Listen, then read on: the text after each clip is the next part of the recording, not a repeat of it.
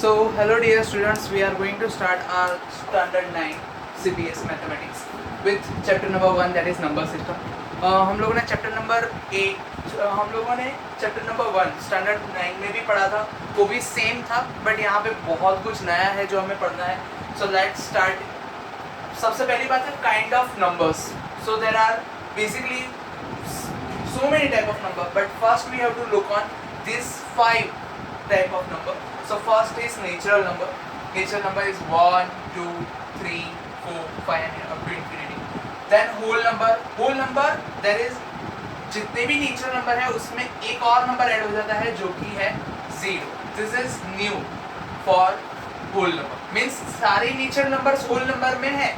Okay, but अगर मैं बोलूँ क्या हर एक होल नंबर नेचुरल नंबर में है, सो दैट्स फॉल्स, वो नहीं हो सकता. Then integers containing negative, 0 and up to positive also. So we can say these numbers, negative numbers are new for integers. And अगर मैं फ्रैक्शनल नंबर की बात करूँ तो फ्रैक्शनल नंबर को मैं ऐसे बोल सकता हूँ, number which are in p by q form where p and q belongs to w. w मतलब सबसे पहले बात p by q फॉर्म मतलब अपॉन वाले फॉर्म में, जैसे आप देख सकते हो 1/2, 3/4, 8/9. बट p and q दोनों किस में से बिलोंग होने चाहिए? w. मतलब z में से, w में से कोई भी नंबर लो, p की जगह भी कोई भी w का नंबर और q की जगह भी कोई भी w मतलब होल नंबर. ओके, बट कभी भी q 0 नहीं होना चाहिए. एज वेल एज मैं अगर बोलूँ क्या हर एक होल नंबर फ्रैक्शनल नंबर है, तो हाँ 5, 6, 8, 100 all are fractional numbers. Same way अगर मैं रेशनल नंबर्स की बात करूं तो numbers which are in a p by q form where p and q belongs to z. z मतलब नेगेटिव भी हो सकता है, पॉजिटिव भी हो सकता है और 0 भी हो सकता है, बट q 0 नहीं हो सकता. अगर मैं इसके एग्जांपल्स देता हूं अगर आपको, तो आएगा -1/2, -5/7, 3/8, 9, -10, 15, -0.001. These all are rational numbers. Okay, और रेशनल नंबर का साइन रहेगा हमारे लिए q. तो अगर मैं ये तीनों नंबर और सबसे लास्ट में रहेगा 6 is a real number. Real number मतलब हर कोई आ जाएगा, नेचुरल नंबर, होल नंबर. अगर मैं एक और नंबर की बात करूँ तो वो 6 आएगा इरेशनल नंबर, जिसके बारे में हम लोग इसमें डिटेल में बात करेंगे आगे. Irrational number. सो मैं अगर इसके बारे में बात करूँ तो number which are not rational, मतलब जो भी नंबर रेशनल नहीं है तो वो इरेशनल नंबर है. और अगर उसके एग्जांपल दूं तो एग्जांपल इज √5, क्योंकि 5 का कभी रूट नहीं निकल सकता. फिर पाई भी वैसे ही रहेगा. फिर दूसरा बोल सकते हैं 0.13281928361, मतलब ये एक ऐसा डेसिमल नंबर है जो कभी भी ऐड नहीं होगा, साथ ही में कुछ भी रिपीट भी नहीं होता, मतलब एक पर्टिकुलर इंटरवल रिपीट नहीं होता. जैसे 13 है तो कभी आगे 13 का ही रिपीटेशन नहीं आएगा, 13 ऐसे नहीं आएगा. हर एक कोई इंटरवल्स अलग अलग है, डिजिट्स भी अलग अलग होंगे. डिजिट्स हो सकता है पर रिपीट हो, बट एक पर्टिकुलर इंटरवल पे रिपीट नहीं होगा. That's why it's a irrational number. और अगर मैं लास्ट टाइप की बात करूँ तो वो आता है रियल नंबर, जो सबसे ज़्यादा सारे नंबर्स उसी में कंटिन्यू हो जाते हैं. तो अगर मैं हर एक नंबर को एक डब्बे में पैक करने की ट्राई करूँ तो ये सबसे पहले तो ये देख लो. अब मैं आपको दोनों चीज़ें से बता देता हूँ, रिप्रेजेंट कर देता हूँ कि कैसे आपको ये ध्यान रखना है. Wait a minute.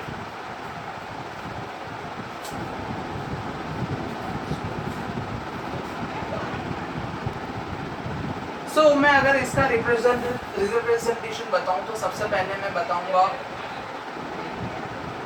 Whole number को, सॉरी नेचुरल नंबर्स को, जो सबसे छोटा है. पूरा नेचुरल नंबर कंटेन हो जाता है होल नंबर में, पूरा होल नंबर कंटेन हो जाता है इंटीजर्स में, और पूरा इंटीजर कंटेन हो जाता है रेशनल नंबर में. और साथ ही में मैं अगर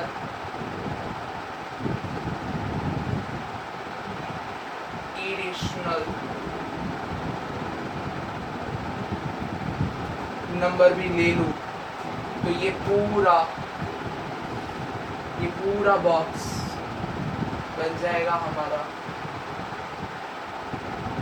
रियल नंबर, जिसे हम लोग कभी कभी आर से भी रिप्रेजेंट करते हैं। तो सबसे पहले मैं यहाँ पे बता रहा हूँ, सबसे पहला नेचुरल नंबर जो कंटेन हो जाता है पूरा होल नंबर में, जो होल नंबर नेचुरल नंबर और होल नंबर दोनों आ जाते हैं इंटीजर्स में। पूरा integer natural number, whole number and integer आ जाता है रेशनल नंबर्स में, क्यू में। और अगर जैसे कि इरेशनल नंबर तो रेशनल नंबर हो नहीं सकते, तो उसका अगर अलग से मैं पार्ट बनाऊं तो ये पूरा बन जाता है रियल नंबर आर।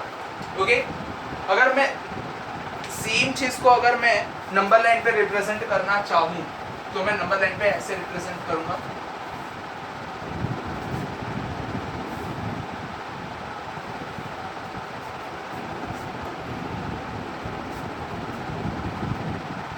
तो सबसे पहले मैं यहाँ पे रिप्रेजेंट कर रहा हूँ 0, सबसे पहले मैं यहाँ पे रिप्रेजेंट करूंगा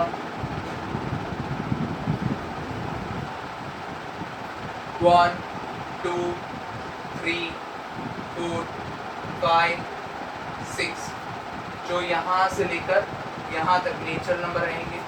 अगर मैं उसमें 0 ऐड कर दूँ तो यहाँ से लेकर यहाँ तक हमारे हो जाएंगे होल नंबर्स। और अगर मैं यहाँ पे -1 -2 -3 -4 -5 और इस तरह बढ़ाते ही जाऊँ तो ये यहाँ से लेकर यहाँ तक हमारे हो जाएंगे इंटीजर्स, बराबर। तो आप बोलोगे सर इसमें तो मुझे कहीं पे भी रेशनल नंबर दिख नहीं रहा है, बीच बीच में। जैसे कि मैं यहाँ पे बोलूँ 1/2 मतलब आधा, जो इसमें आएगा 1/4 को बोलूँ तो उसका भी आधा, 1/8, जो ये सारे फ्रैक्शनल नंबर बोल सकता हूँ। तो रेशनल नंबर्स कहाँ पे, तो यहाँ पे, क्योंकि हम लोगों को नेगेटिव भी उसमें लेने की इजाज़त है। तो -1/4 -1/2 -1/8, so this is all minus, so हम लोग बोल सकते हैं बीच बीच में कहीं कहीं रेशनल नंबर भी है। तो इरेशनल नंबर, तो इरेशनल भी बीच में, तो मतलब अगर मैं 0 और 1 को एक्सपांड करता हूँ, बराबर, 0 और 1 को एक्सपांड करता हूँ अगर, तो उसके बीच में मुझे कितने नंबर मिलेंगे। तो मैं अगर उसके 10 पार्ट्स बनाता हूँ, 1/10 2/10 3/10 4/10 5/10 6/10 7/10 8/10 एंड लास्ट वन इज 9/10। तो ऐसे हम लोगों को पूरा मिल जाता है 0 to 1 में। अगर इसको हम लोग डेसिमल में भी लिख सकते हैं 0.1 0.2 0.3 0.4 0.5 0.6 0.7 0.8 एंड 0.9। ओके, अगर मैं सिर्फ इतने इंटरवल को लेके एक्सपांड करूँ तो ये यहाँ से लेके यहाँ पे रखता हूँ 0 to 1/10, तो यहाँ तक। अब यहाँ पे क्या आ सकता है, तो यहाँ पे भी इनफाइनाइटली मैनी आ सकता है।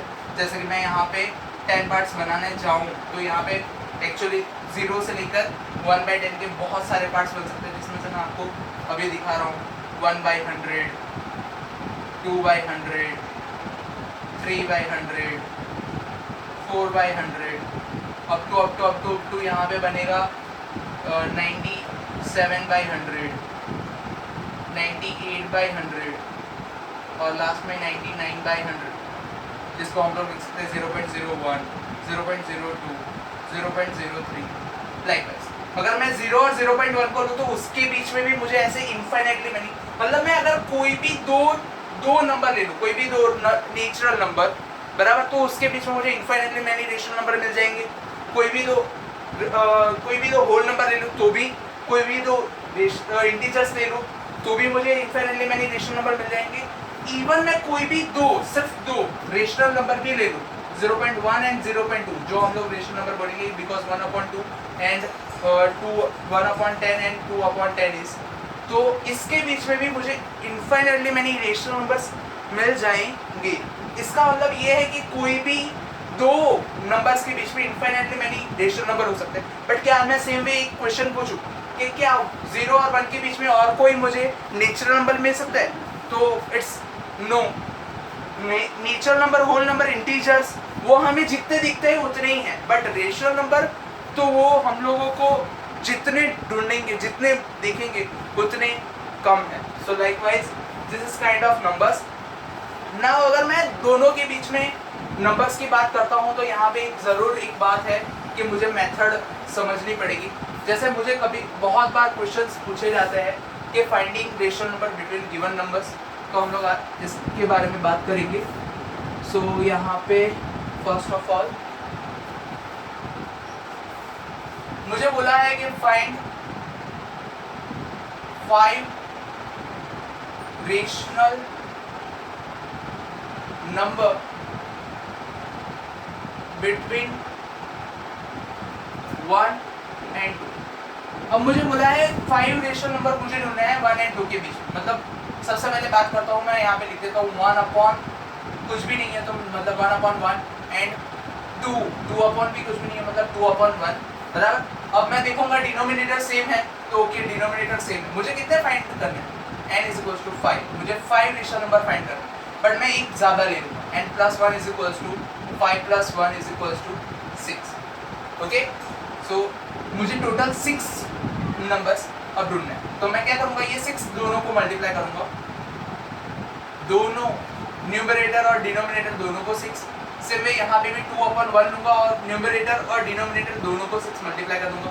1 upon 1 multiply by 6 6, 6 multiply by 6 6 and यहाँ पे 12 एंड 6. अब मुझे क्या मिल गया, 6 अपॉन 6 12 अपॉन 6. अब इसके बीच में मैं सिर्फ न्यूमरेटर देखूंगा 6 और 12. क्या इसके बीच में 5 रेशनल नंबर मिल जाएंगे? हाँ मिल जाएंगे.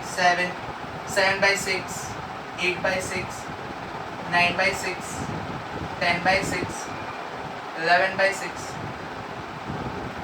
Yeah, we got 5. Are 5 rational numbers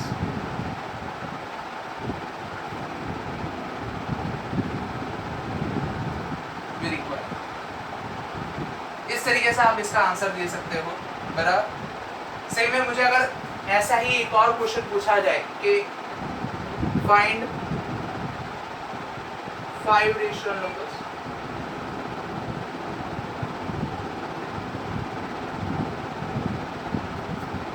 between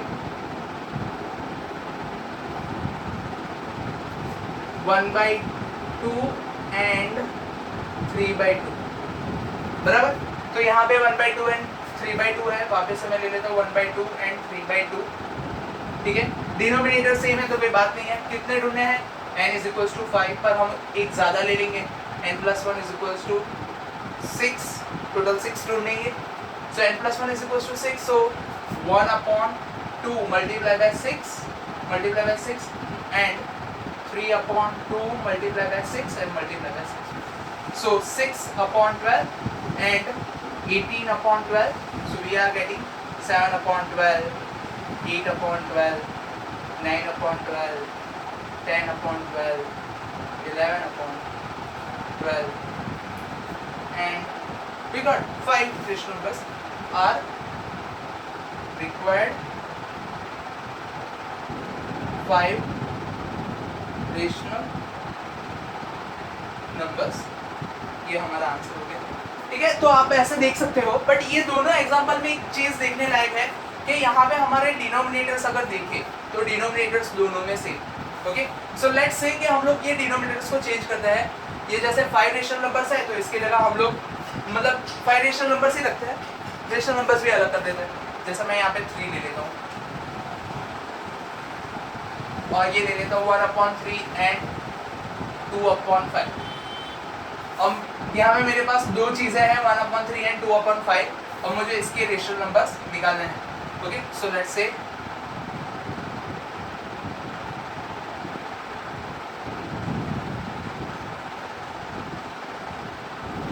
sorry यहाँ पे 5 है और यहाँ पे. अब हमारे डिनोमिनेटर सेम नहीं है और 3 फाइंड करना. तो 1 अपॉन 5 एंड 2 अपॉन 3. तो हमारा सबसे पहला रूल है कि डिनोमिनेटर सेम होनी चाहिए. तो आप डिनोमिनेटर सेम करने के लिए क्या करोगे? तो एलसीएम ले लो. LCM of 5 and 3 is equals to 5 and 3 is equals to 15. 15 आ गया तो 1/5 क्या मल्टीप्लाई करोगे तो 15 हो जाएगा नीचे 3 एंड सेम वे 2/3 क्या मल्टीप्लाई करोगे तो 15 हो जाएगा 5 so 1 3s are 3 5 3s are 15 and 2/5 10 and 15 अब आप देख सकते हो डिनोमिनेटर सेम हो गए और वापस से जो प्रोसीजर थी वही करेंगे कितने रेशनल नंबर चाहिए 3 पर हम लोग ले लेंगे n+1 = 4 4 दोनों को मल्टीप्लाई कर देंगे 3 × 4/15 × 4 सेम वे यहाँ पे भी 10/10 × 4 and 15 × 4 3 4s are 12 15 4s are 60 10 4s are 40 and 15 4s are 60 now हमें इसके बीच में 5 तो क्या 10 भी रेशनल नंबर मिल सकते हैं जो आप लिख दोगे ऐसे कि 13/60 14/60 15/60 17/60 80/60 and 19/60 are the required rational numbers for the firm. Okay? अब यहाँ पे मैंने इनफ समझा दिया है हम लोग 1.1 कर सकते हैं मैं आपको 1.1 के बारे में थोड़ा समझाऊंगा यहाँ पे उससे पहले wait a minute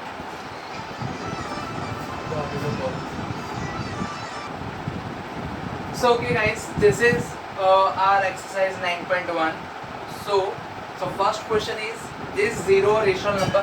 So say 0 is a rational number or not? So 0 is not a rational number, but it is there in a whole number. It is there in a integer. It is there in fractional number, and it's also there in rational number. Yes, 0 is a rational number. But can you write it in a p by q form? Yes, simple. 0/1. That's a p by q. Find 5 rational numbers between 1 and 2. I just taught you what and how you can do it. 3. Find 6 rational numbers between 3 and 4. That you can even find it. 4th, find 6 rational numbers between 3/5 and 4/5. That you can even find it. And you have to give all the answers. Okay? So I think that you can do exercise 9.1 very well. So just do it by yourself, and if you have any query just comment me below and just get your answer. Okay, thank you guys for watching me.